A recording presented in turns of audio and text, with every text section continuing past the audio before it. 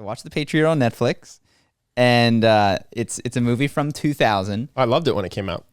Mel Gibson at the height of his career. Pre-anti-Semitism. Right after, well, not right after, after Braveheart. He was at his pinnacle. And I remember kind of being like, ugh, Mel Gibson in another war movie. I guess I have to see it.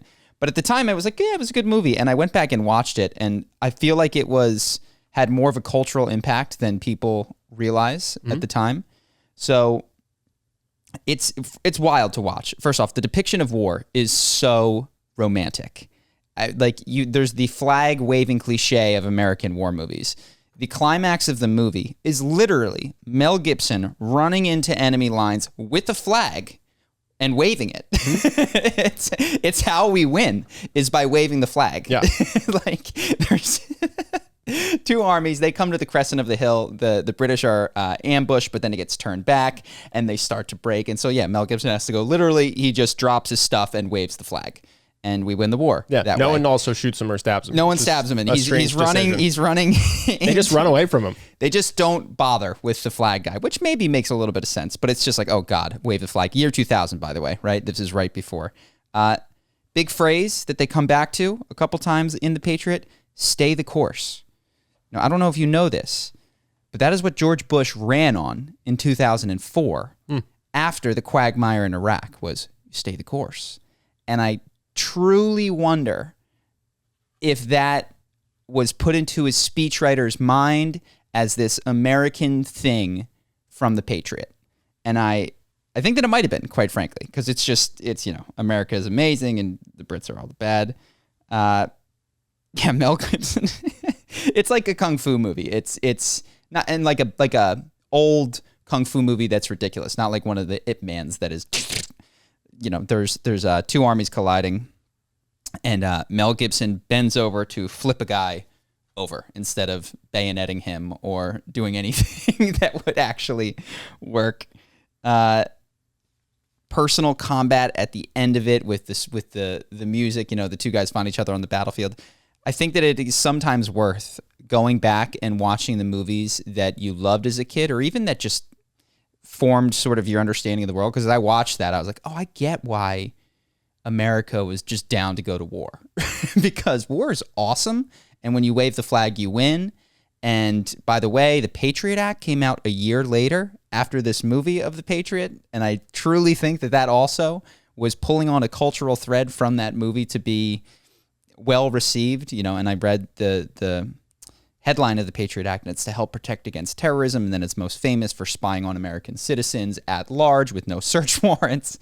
It's just very interesting how I think that this movie laid a bit, not all of, obviously, but the groundwork for the overreaches of the American government through the years 2000 to 2000 and whatever, 3 or 4 during the Iraq War and George Bush's reelection in 2004.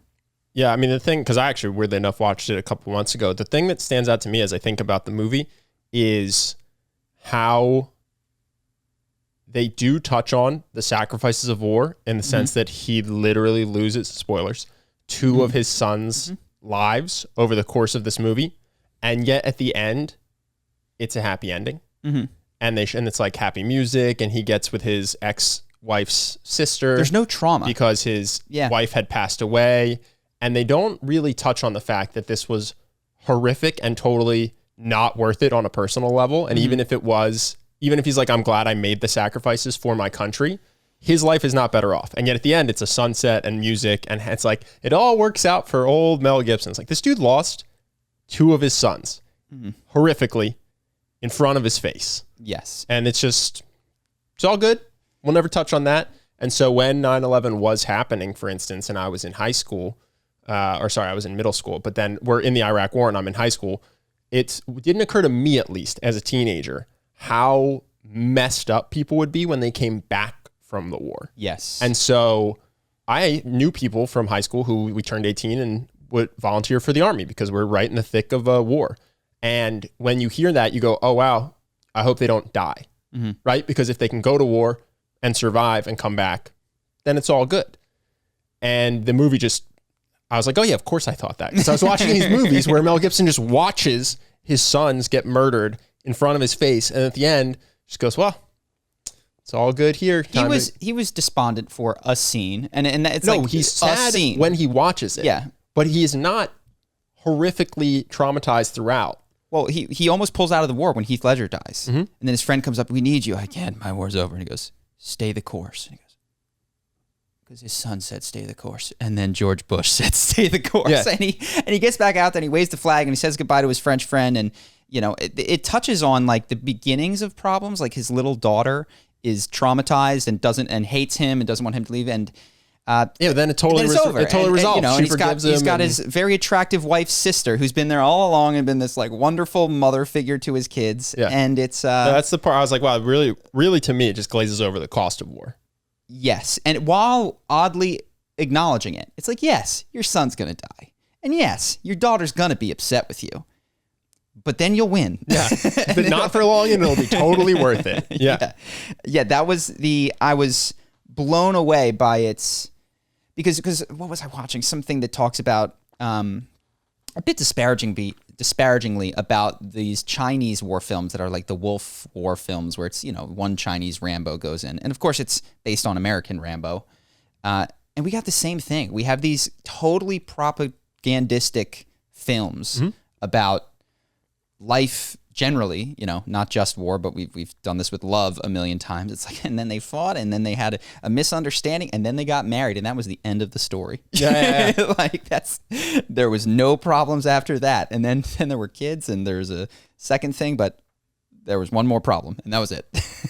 So it was striking to watch, because I didn't, when I was little, walk away going, oh, that was a piece of ridiculous high fantasy. And when I watched it now, I was like, this is absurd. I can't believe that there were adults watching this and capable of suspending disbelief. I mean, to be fair, we have the Avengers. Yes, totally. I mean, there's a guy who is a Norse god. It makes no pretense at any sort of historical realism. We're like, Elon Musk is like Tony Stark. It's like, no, he's not. He cannot fly around in a manned suit that just goes wherever he wanted with, I don't even know how Tony steers that thing, just with thoughts, apparently, and verbal communications that know exactly what he's going to do.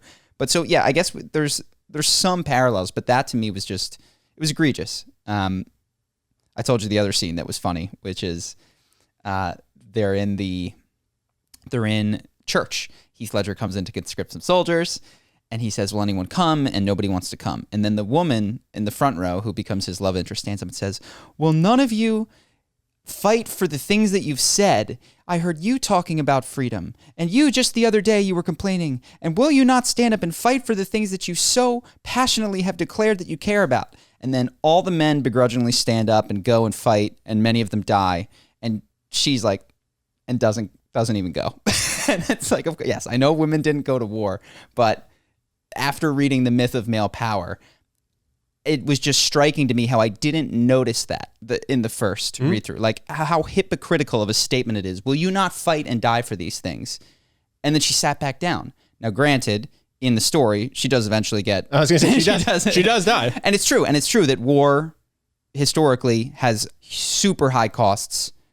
Well, it's for the men fighting and for the entire population where it's being fought. You know what I mean? Like, British women suffered the loss of their mates, but didn't have the same personal stake in it. But, if there was fighting around your home and you were an American wherever woman, the war's happening, everybody is fucked. Exactly. Everybody suffers where it's happening. But it was just interesting for me to go, wow, I went my whole childhood without noticing that discrepancy and wanting to be the guy that stood up. Like, desperately wanting to be the guy that, like, stood up and, like, tipped his hat to his son and then went and caught, a spare bullet to the leg that wouldn't have killed him, but then died of gangrene. Like, that was who I was. I was so eager I wish that I had that quality. And now I watched it and I go, man, I've just been they've been preparing to trade my life, my whole life. Like, sure. Hollywood has conspired. They're just ready to pull my number and send me to go fight in some war that we don't need to be in. Yeah, and for people that think you're being hyperbolic, we do have a draft. So when you say pull your life, you mean literally they can just force you to go fight. Yes. And that's not to say that there's not causes that could be worthy, right? And perhaps the American Revolution was one of them. But to not get one, for Iraq to follow so closly after with the same rhetoric that was in that movie. And then two, for it to show, there were no infections. There were no, we saw some legs get blown off, but deaths were swift, dramatic, and Heath Ledger's was a close-up with Mel Gibson screaming to the sky. It's just such a inaccurate, partial perspective of the horror of war. Well, it's just a movie. It's not meant to be a documentary.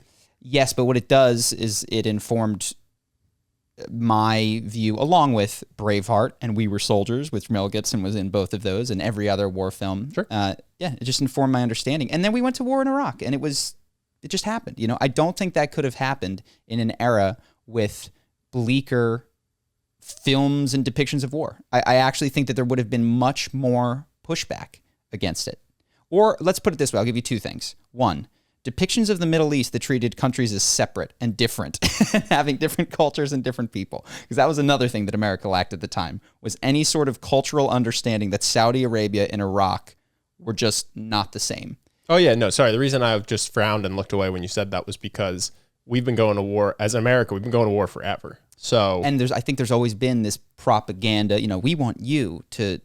Yeah, but I think every country has. Every country is aggressively propagandizing. Sure. America is one of the few insanely expansionist countries. Now, granted, that's... Well, all the ones with strong militaries are. So, England isn't anymore, but when they had a strong military, they were. Sure. China is, Russia is, and they have strong propaganda in Russia, and they have strong propaganda in China. And I bet when Britain was an empire, they had strong propaganda. I just think it's these things, I don't know what comes first, but having a strong military, being a global superpower, having a lot of propaganda, and being expansionist... Mm-hmm.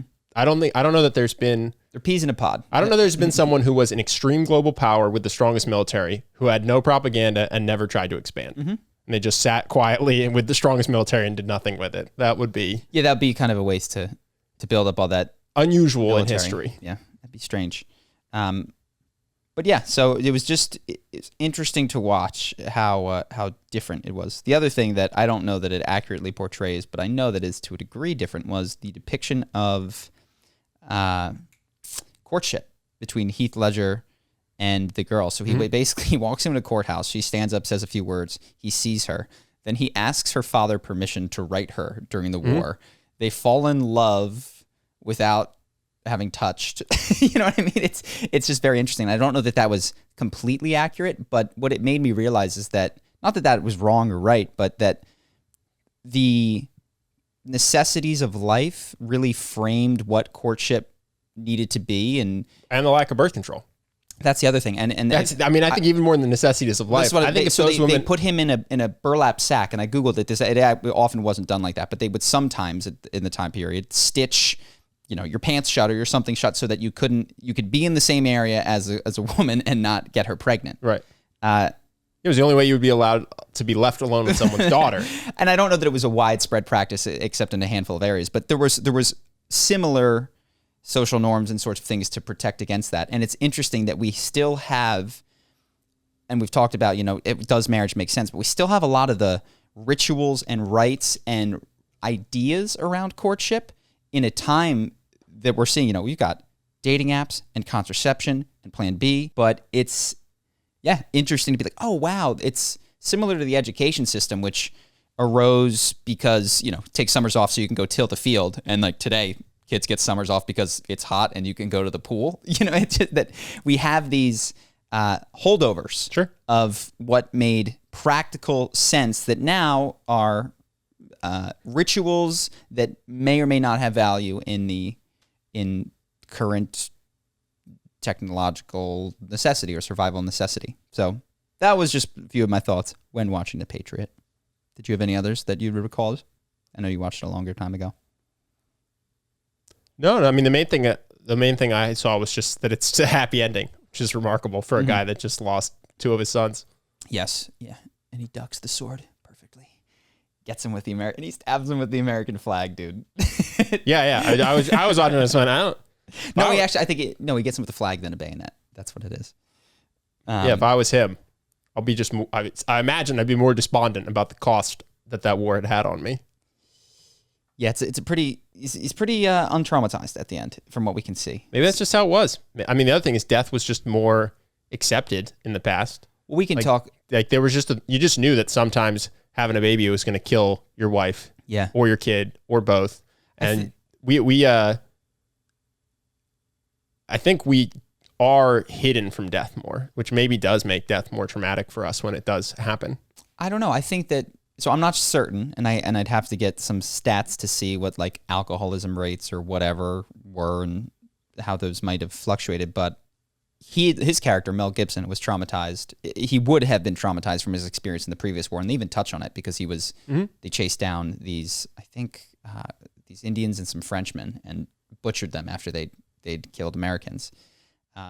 Hope that you guys enjoyed that clip. If you want to see more like this and have us do more podcasts, we are 100% funded by our generous patrons. And if you'd like to contribute, there's a link in the description, and we'll have one pop up on the screen right here so that we can do more podcasts where we have fun conversations and hopefully some deep ones like this. Either way, hope that you enjoyed the video, and I will see you in the next one.